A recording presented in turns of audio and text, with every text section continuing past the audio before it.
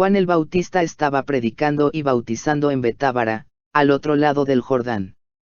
No quedaba muy lejos del lugar donde antaño Dios había detenido el río en su curso hasta que pasara Israel. A corta distancia de allí, la fortaleza de Jericó había sido derribada por los ejércitos celestiales. El recuerdo de dichos sucesos revivía en este tiempo, y prestaba conmovedor interés al mensaje del Bautista. No habría de volver a manifestar su poder, para librar a Israel, aquel que había obrado tan maravillosamente en tiempos pasados. Tal era el pensamiento que conmovía el corazón de la gente que diariamente se agolpaba a orillas del Jordán. La predicación de Juan se había posesionado tan profundamente de la nación, que exigía la atención de las autoridades religiosas.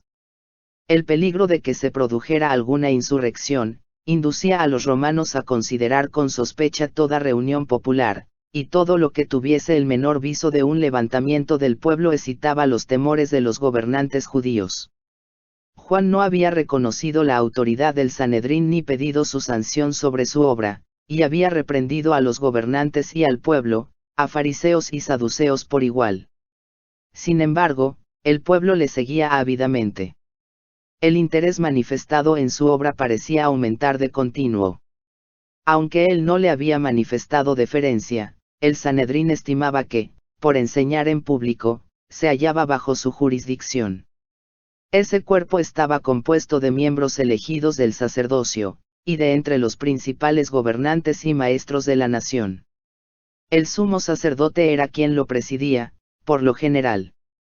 Todos sus miembros debían ser hombres de edad provecta, aunque no demasiado ancianos, hombres de saber, no solo versados en la religión e historia de los judíos, sino en el saber general. Debían ser sin defecto físico, y hombres casados, y además, padres, pues así era más probable que fuesen humanos y considerados. Su lugar de reunión era un departamento anexo al Templo de Jerusalén.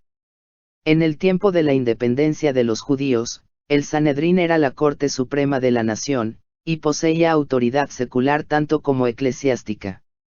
Aunque en el tiempo de Cristo se hallaba subordinado a los gobernadores romanos, ejercía todavía una influencia poderosa en los asuntos civiles y religiosos. Era difícil para el Sanedrín postergar la investigación de la obra de Juan. Algunos recordaban la revelación dada a Zacarías en el templo, y su profecía de que su hijo sería el heraldo del Mesías. En los tumultos y cambios de 30 años, estas cosas habían sido en gran parte olvidadas. Ahora la conmoción ocasionada por el ministerio de Juan las traía a la memoria de la gente. Hacía mucho que Israel no había tenido profeta, hacía mucho que no se había realizado una reforma como la que se presenciaba. El llamamiento a confesar los pecados parecía nuevo y sorprendente. Muchos de entre los dirigentes no querían ir a oír las invitaciones y denuncias de Juan, por temor a verse inducidos a revelar los secretos de sus vidas. Sin embargo, su predicación era un anuncio directo del Mesías. Era bien sabido que las 70 semanas de la profecía de Daniel, que incluían el advenimiento del Mesías, estaban por terminar, y todos anhelaban participar en esa era de gloria nacional que se esperaba para entonces. Era tal el entusiasmo popular, que el Sanedrín se vería pronto obligado a sancionar o a rechazar la obra de Juan. El poder que dicha asamblea ejercía sobre el pueblo estaba ya decayendo. Era para ella un asunto grave saber cómo mantener su posición. Esperando llegar a alguna conclusión, enviaron al Jordán una delegación de sacerdotes y levitas para que se entrevistaran con el nuevo maestro. Cuando los delegados llegaron, había una multitud congregada que escuchaba sus palabras. Con aire de autoridad, destinado a impresionar a la gente y a inspirar deferencia al profeta, llegaron los altivos rabinos. Con un movimiento de respeto, casi de temor, la muchedumbre les dio paso. Los notables, con lujosa vestimenta y con el orgullo de su posición y poder, se llegaron ante el profeta del desierto. ¿Tú, quién eres?, preguntaron. No soy yo el Cristo, contestó Juan, sabiendo lo que ellos pensaban. ¿Qué pues? ¿Eres tú Elías? No soy. ¿Eres tú el profeta? No.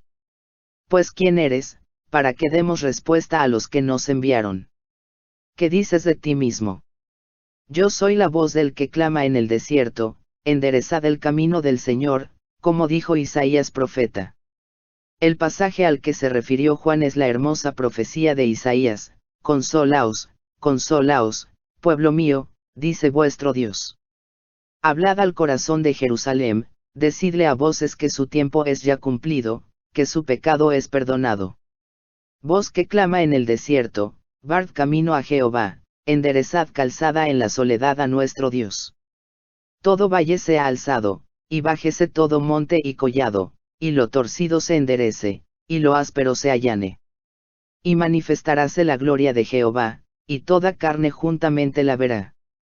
Antiguamente, cuando un rey viajaba por las comarcas menos frecuentadas de sus dominios, se enviaba delante del carro real a un grupo de hombres para que aplanase los lugares escabrosos y llenase los baches, a fin de que el rey pudiese viajar con seguridad y sin molestia. Esta costumbre es la que menciona el profeta para ilustrar la obra del Evangelio. Todo valle sea alzado, y bájese todo monte y collado. Cuando el Espíritu de Dios conmueve el alma con su maravilloso poder de despertarla, humilla el orgullo humano. El placer mundanal, la jerarquía y el poder son tenidos por inútiles. Son destruidos los consejos, y toda altura que se levanta contra la ciencia de Dios y se sujeta todo intento a la obediencia de Cristo. Entonces la humildad y el amor abnegado, tan poco apreciados entre los hombres, son ensalzados como las únicas cosas de valor. Tal es la obra del Evangelio, de la cual el mensaje de Juan era una parte. Los rabinos continuaron preguntando: ¿por qué pues bautizas, si tú no eres el Cristo, ni Elías, ni el profeta? Las palabras el profeta se referían a Moisés. Los judíos se habían inclinado a creer que Moisés sería resucitado de los muertos y llevado al cielo. No sabían que ya había sido resucitado. Cuando el Bautista inició su ministerio, muchos pensaron que tal vez fuese el profeta Moisés resucitado, porque parecía tener un conocimiento cabal de las profecías y de la historia de Israel.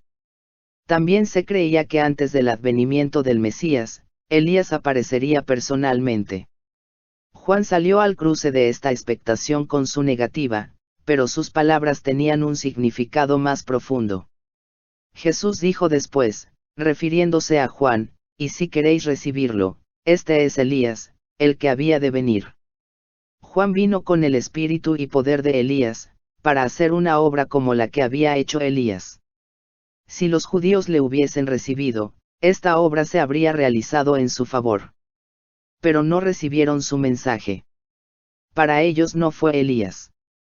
No pudo cumplir en favor de ellos la misión que había venido a realizar. Muchos de los que estaban reunidos al lado del Jordán habían estado presentes en ocasión del bautismo de Jesús, pero la señal dada entonces había sido manifiesta para unos pocos de entre ellos. Durante los meses precedentes, durante el ministerio del Bautista, muchos se habían negado a escuchar el llamamiento al arrepentimiento. Así habían endurecido su corazón y obscurecido su entendimiento. Cuando el cielo dio testimonio a Jesús en ocasión de su bautismo, no lo percibieron. Los ojos que nunca se habían vuelto con fe hacia el invisible, no vieron la revelación de la gloria de Dios; los oídos que nunca habían escuchado su voz, no oyeron las palabras del testimonio. Así sucede ahora. Con frecuencia, la presencia de Cristo y de los ángeles ministradores se manifiesta en las asambleas del pueblo, y, sin embargo, muchos no lo saben. No disciernen nada insólito. Pero la presencia del Salvador se revela a algunos. La paz y el gozo animan su corazón. Son consolados, estimulados y bendecidos. Los diputados de Jerusalén habían preguntado a Juan: ¿por qué, pues, bautizas?, y estaban aguardando su respuesta.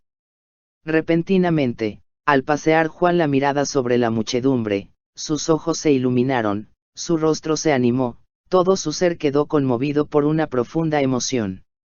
Con la mano extendida, exclamó: yo bautizo con agua, pero en medio de vosotros está uno, a quien no conocéis, el mismo que viene después de mí, a quien no soy digno de desatar la correa de su zapato. El mensaje que debía ser llevado al Sanedrín era claro e inequívoco. Las palabras de Juan no podían aplicarse a otro, sino al Mesías prometido. Este se hallaba entre ellos. Con asombro, los sacerdotes y gobernantes miraban en derredor suyo esperando descubrir a aquel de quien había hablado Juan.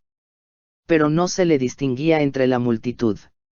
Cuando, en ocasión del bautismo de Jesús, Juan le señaló como el Cordero de Dios, una nueva luz resplandeció sobre la obra del Mesías. La mente del profeta fue dirigida a las palabras de Isaías, como cordero fue llevado al matadero. Durante las semanas que siguieron, Juan estudió con nuevo interés las profecías y la enseñanza de las ceremonias de los sacrificios. No distinguía claramente las dos fases de la obra de Cristo, como sacrificio doliente y como rey vencedor, pero veía que su venida tenía un significado más profundo que el que discernían los sacerdotes y el pueblo. Cuando vio a Jesús entre la muchedumbre, al volver él del desierto, esperó confiadamente que daría al pueblo alguna señal de su verdadero carácter. Casi impacientemente esperaba oír al Salvador declarar su misión, pero Jesús no pronunció una palabra ni dio señal alguna. No respondió al anuncio que hiciera el Bautista acerca de él, sino que se mezcló con los discípulos de Juan sin dar evidencia externa de su obra especial, ni tomar medidas que lo pusiesen en evidencia. Al día siguiente, Juan vio venir a Jesús. Con la luz de la gloria de Dios descansando sobre él, el profeta extendió las manos diciendo, «He aquí el Cordero de Dios, que quita el pecado del mundo. Este es del que dije, tras mí viene un varón, el cual es antes de mí, y yo no le conocía, mas para que fuese manifestado a Israel, por eso vine yo bautizando con agua». Vi al Espíritu que descendía del cielo como paloma, y reposó sobre él. Y yo no le conocía, mas el que me envió a bautizar con agua, aquel me dijo, sobre quien vieres descender el Espíritu, y que reposa sobre él, este es el que bautiza con Espíritu Santo. Y yo le vi, y he dado testimonio que este es el Hijo de Dios. Era este el Cristo. Con reverencia y asombro, el pueblo miró a aquel que acababa de ser declarado Hijo de Dios. Todos habían sido profundamente conmovidos por las palabras de Juan. Les había hablado en el nombre de Dios. Le habían escuchado día tras día mientras reprendía sus pecados, y diariamente se había fortalecido en ellos la convicción de que era enviado del cielo. Pero, ¿quién era este mayor que Juan el Bautista? En su porte e indumentaria, nada indicaba que fuese de alta jerarquía. Aparentemente, era un personaje sencillo, vestido como ellos, con la humilde vestimenta de los pobres. Había entre la multitud algunos de los que en ocasión del bautismo de Cristo habían contemplado la gloria divina y oído la voz de Dios. Pero desde entonces el aspecto del Salvador había cambiado mucho. En ocasión de su bautismo, habían visto su rostro transfigurado por la luz del cielo. Ahora, pálido, cansado y demacrado, fue reconocido únicamente por el profeta Juan. Pero al mirarle, la gente vio un rostro donde la compasión divina se aunaba con la conciencia del poder. Toda mirada de sus ojos, todo rasgo de su semblante, estaba señalado por la humildad y expresaba un amor indecible. Parecía rodeado por una atmósfera de influencia espiritual. Aunque sus modales eran amables y sencillos, daba a los hombres una impresión de un poder escondido, pero que no podía ocultarse completamente. Era este aquel a quien Israel había esperado tanto tiempo. Jesús vino con pobreza y humillación, a fin de ser tanto nuestro ejemplo como nuestro Redentor. Si hubiese aparecido con pompa real, ¿cómo podría habernos enseñado la humildad? ¿Cómo podría haber presentado verdades tan terminantes en el Sermón del Monte? ¿Dónde habría quedado la esperanza de los humildes en esta vida, si Jesús hubiese venido a morar como Rey entre los hombres? Sin embargo, para la multitud parecía imposible que el ser designado por Juan estuviese asociado con sus sublimes esperanzas. Así muchos quedaron chasqueados y muy perplejos. Las palabras que los sacerdotes y rabinos tanto deseaban oír, a saber, que Jesús restauraría ahora el reino de Israel, no habían sido pronunciadas.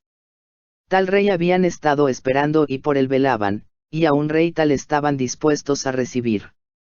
Pero no querían aceptar a uno que tratase de establecer en su corazón un reino de justicia y de paz. Al día siguiente, mientras 2 discípulos estaban cerca, Juan volvió a ver a Jesús entre el pueblo. Otra vez se iluminó el rostro del profeta con la gloria del invisible, mientras exclamaba, «He aquí el Cordero de Dios». Las palabras conmovieron el corazón de los discípulos. Ellos no las comprendían plenamente. ¿Qué significaba el nombre que Juan le había dado, Cordero de Dios? Juan mismo no lo había explicado. Dejando a Juan, se fueron en pos de Jesús. Uno de ellos era Andrés, hermano de Simón, el otro Juan, el que iba a ser el evangelista. Estos fueron los primeros discípulos de Cristo. Movidos por un impulso irresistible, siguieron a Jesús, ansiosos de hablar con él, aunque asombrados y en silencio, abrumados por el significado del pensamiento, ¿es este el Mesías? Jesús sabía que los discípulos le seguían. Eran las primicias de su ministerio, y había gozo en el corazón del Maestro Divino al ver a estas almas responder a su gracia. Sin embargo, volviéndose, les preguntó, ¿qué buscáis? Quería dejarlos libres para volver atrás, o para expresar su deseo. Ellos eran conscientes de un solo propósito. La presencia de Cristo llenaba su pensamiento. Exclamaron, Rabbi, ¿dónde moras? En una breve entrevista, a orillas del camino, no podían recibir lo que anhelaban. Deseaban estar a solas con Jesús, sentarse a sus pies, y oír sus palabras. Díceles, venid y ved. Vinieron, y vieron dónde moraba, y quedáronse con él aquel día. Si Juan y Andrés hubiesen estado dominados por el espíritu incrédulo de los sacerdotes y gobernantes, no se habrían presentado como discípulos a los pies de Jesús. Habrían venido a él como críticos, para juzgar sus palabras. Muchos cierran así la puerta a las oportunidades más preciosas. No sucedió así con estos primeros discípulos. Habían respondido al llamamiento del Espíritu Santo, manifestado en la predicación de Juan el Bautista. Ahora, reconocían la voz del Maestro Celestial. Para ellos, las palabras de Jesús estaban llenas de refrigerio, verdad y belleza. Una iluminación divina se derramaba sobre las enseñanzas de las Escrituras del Antiguo Testamento. Los multilaterales temas de la verdad se destacaban con una nueva luz. Es la contrición, la fe y el amor lo que habilita al alma para recibir sabiduría del cielo. La fe obrando por el amor, es la llave del conocimiento, y todo aquel que ama conoce a Dios. El discípulo Juan era de afectos sinceros y profundos, aunque de naturaleza contemplativa. Había empezado a discernir la gloria de Cristo, no la pompa mundanal, ni el poder que se le había enseñado a esperar, sino la gloria como del unigénito del Padre, lleno de gracia y de verdad. Estaba absorto en la contemplación del maravilloso tema. Andrés trató de impartir el gozo que llenaba su corazón. Yendo en busca de su hermano Simón, exclamó, hemos hallado al Mesías. Simón no se hizo llamar 2 veces. Él también había oído la predicación de Juan el Bautista, y se apresuró a ir al Salvador. Los ojos de Jesús se posaron sobre él, leyendo su carácter y su historia. Su naturaleza impulsiva, su corazón amante y lleno de simpatía, su ambición y confianza en sí mismo, la historia de su caída, su arrepentimiento, sus labores y su martirio, el Salvador lo leyó todo, y dijo, tú eres Simón, hijo de Jonás, tú serás llamado Cefas, que quiere decir, piedra. El siguiente día quiso Jesús ir a Galilea, y halló Felipe, al cual dijo, sígueme. Felipe obedeció al mandato, y enseguida se puso también a trabajar para Cristo. Felipe llamó a Natanael. Este último había estado entre la muchedumbre cuando el Bautista señaló a Jesús como el Cordero de Dios. Al mirar a Jesús, Natanael quedó desilusionado. Podía ser el Mesías este hombre que llevaba señales de pobreza y de trabajo. Sin embargo, Natanael no podía decidirse a rechazar a Jesús, porque el mensaje de Juan le había convencido en su corazón. Cuando Felipe lo llamó, Natanael se había retirado a un tranquilo huerto para meditar sobre el anuncio de Juan y las profecías concernientes al Mesías. Estaba rogando a Dios que si el que había sido anunciado por Juan era el libertador, se lo diese a conocer, y el Espíritu Santo descendió para impartirle la seguridad de que Dios había visitado a su pueblo y le había suscitado un cuerno de salvación. Felipe sabía que su amigo Natanael escudriñaba las profecías, y lo descubrió en su lugar de retiro mientras oraba debajo de una higuera, donde muchas veces habían orado juntos, ocultos por el follaje. El mensaje, hemos hallado a aquel de quien escribió Moisés en la ley, y los profetas, pareció a Natanael una respuesta directa a su oración. Pero la fe de Felipe era aún vacilante. Añadió con cierta duda: Jesús, el hijo de José, de Nazaret. Los prejuicios volvieron a levantarse en el corazón de Natanael. Exclamó: de Nazaret puede haber algo de bueno. Felipe no entró en controversia. Dijo: ven y ve. Jesús vio venir así a Natanael, y dijo de él: he aquí un verdadero israelita, en el cual no hay engaño. Sorprendido, Natanael exclamó: ¿de dónde me conoces? Respondió Jesús, y díjole: antes que Felipe te llamara, cuando estabas debajo de la higuera te vi. Esto fue suficiente. El Espíritu Divino que había dado testimonio a Natanael en su oración solitaria debajo de la higuera, le habló ahora en las palabras de Jesús. Aunque presa de la duda, y cediendo en algo al prejuicio, Natanael había venido a Cristo con un sincero deseo de oír la verdad, y ahora su deseo estaba satisfecho. Su fe superó a la de aquel que le había traído a Jesús. Respondió y dijo: Rabí, tú eres el Hijo de Dios, tú eres el Rey de Israel. Si Natanael hubiese confiado en los rabinos para ser dirigido, nunca habría hallado a Jesús. Viendo y juzgando por sí mismo, fue como llegó a ser discípulo. Así sucede hoy día en el caso de muchos a quienes los prejuicios apartan de lo bueno. Cuán diferentes serían los resultados si ellos quisieran venir y ver. Ninguno llegará a un conocimiento salvador de la verdad mientras confíe en la dirección de la autoridad humana. Como Natanael, necesitamos estudiar la palabra de Dios por nosotros mismos, y pedir la iluminación del Espíritu Santo. Aquel que vio a Natanael debajo de la higuera, nos verá en el lugar secreto de oración. Los ángeles del mundo de luz están cerca de aquellos que con humildad solicitan la dirección divina. Con el llamamiento de Juan, Andrés, Simón, Felipe y Natanael, empezó la fundación de la Iglesia cristiana. Juan dirigió a 2 de sus discípulos a Cristo. Entonces uno de estos, Andrés, halló a su hermano, y lo llevó al Salvador. Luego Felipe fue llamado, y buscó a Natanael. Estos ejemplos deben enseñarnos la importancia del esfuerzo personal, de dirigir llamamientos directos a nuestros parientes, amigos y vecinos.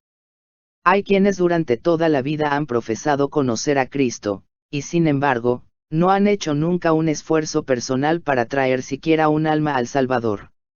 Dejan todo el trabajo al predicador. Tal vez él esté bien preparado para su vocación, pero no puede hacer lo que Dios ha dejado para los miembros de la Iglesia. Son muchos los que necesitan el ministerio de corazones cristianos amantes. Muchos han descendido a la ruina cuando podrían haber sido salvados, si sus vecinos, hombres y mujeres comunes, hubiesen hecho algún esfuerzo personal en su favor. Muchos están aguardando a que se les hable personalmente. En la familia misma, en el vecindario, en el pueblo en que vivimos, hay para nosotros trabajo que debemos hacer como misioneros de Cristo. Si somos creyentes, esta obra será nuestro deleite. Apenas se ha convertido uno cuando nace en él el deseo de dar a conocer a otros cuán precioso amigo ha hallado en Jesús. La verdad salvadora y santificadora no puede quedar encerrada en su corazón. Todos los que se han consagrado a Dios serán conductos de luz. Dios los hace agentes suyos para comunicar a otros las riquezas de su gracia. Su promesa es: y daré a ellas, y a los alrededores de mi collado, bendición, y haré descender la lluvia en su tiempo, lluvias de bendición serán. Felipe dijo a Natanael: ven y ve. No le pidió que aceptase el testimonio de otro, sino que contemplase a Cristo por sí mismo. Ahora que Jesús ascendió al cielo, sus discípulos son sus representantes entre los hombres, y una de las maneras más eficaces de ganar almas para Él consiste en ejemplificar su carácter en nuestra vida diaria. Nuestra influencia sobre los demás no depende tanto de lo que decimos, como de lo que somos. Los hombres pueden combatir y desafiar nuestra lógica, pueden resistir nuestras súplicas, pero una vida de amor desinteresado es un argumento que no pueden contradecir. Una vida consecuente, caracterizada por la mansedumbre de Cristo, es un poder en el mundo. La enseñanza de Cristo fue la expresión de una convicción íntima y de la experiencia, y los que aprenden de él llegan a ser maestros según el orden divino. La palabra de Dios, pronunciada por aquel que haya sido santificado por ella, tiene un poder vivificador que la hace atrayente para los oyentes, y los convence de que es una realidad viviente. Cuando uno ha recibido la verdad con amor, lo hará manifiesto en la persuasión de sus modales y el tono de su voz. Dará a conocer lo que él mismo oyó, vio y tocó de la palabra de vida, para que otros tengan comunión con él por el conocimiento de Cristo. Su testimonio, de labios tocados por un tizón ardiente del altar, es verdad para el corazón dispuesto a recibirlo, y santifica el carácter. Y el que procura dar la luz a otros, será él mismo bendecido. Habrá lluvias de bendición. El que riega será él mismo regado. Dios podría haber alcanzado su objeto de salvar a los pecadores, sin nuestra ayuda, pero a fin de que podamos desarrollar un carácter como el de Cristo, debemos participar en su obra. A fin de entrar en su gozo, el gozo de ver almas redimidas por su sacrificio, debemos participar de sus labores en favor de su redención. La primera expresión de la fe de Natanael, tan completa, ferviente y sincera, fue como música en los oídos de Jesús. Y él respondió y le dijo: «Porque te dije, te vi debajo de la higuera, crees, cosas mayores que estas verás». El Salvador miró hacia adelante con gozo, considerando su obra de predicar las buenas nuevas a los abatidos, de vendar a los quebrantados de corazón, y proclamar libertad a los cautivos de Satanás. Al pensar en las preciosas bendiciones que había traído a los hombres, Jesús añadió: de cierto os digo, de aquí adelante veréis el cielo abierto, y los ángeles de Dios que suben y descienden sobre el Hijo del Hombre. Con esto, Cristo dice en realidad: en la orilla del Jordán, los cielos fueron abiertos y el Espíritu descendió sobre mí en forma de paloma. Esta escena no fue sino una señal de que soy el Hijo de Dios. Si creéis en mí como tal, vuestra fe será vivificada. Veréis que los cielos están abiertos y nunca se cerrarán. Los he abierto a vosotros. Los ángeles de Dios están ascendiendo, y llevando las oraciones de los menesterosos y angustiados al Padre Celestial, y al descender, traen bendición y esperanza, valor, ayuda y vida a los hijos de los hombres. Los ángeles de Dios pasan siempre de la tierra al cielo, y del cielo a la tierra. Los milagros de Cristo, en favor de los afligidos y dolientes, fueron realizados por el poder de Dios mediante el ministerio de los ángeles. Y es por medio de Cristo, por el ministerio de sus mensajeros celestiales, como nos llega toda bendición de Dios. Al revestirse de la humanidad, nuestro Salvador une sus intereses con los de los caídos hijos e hijas de Adán, mientras que por su divinidad se aferra al trono de Dios. Y así es Cristo el medio de comunicación de los hombres con Dios y de Dios con los hombres.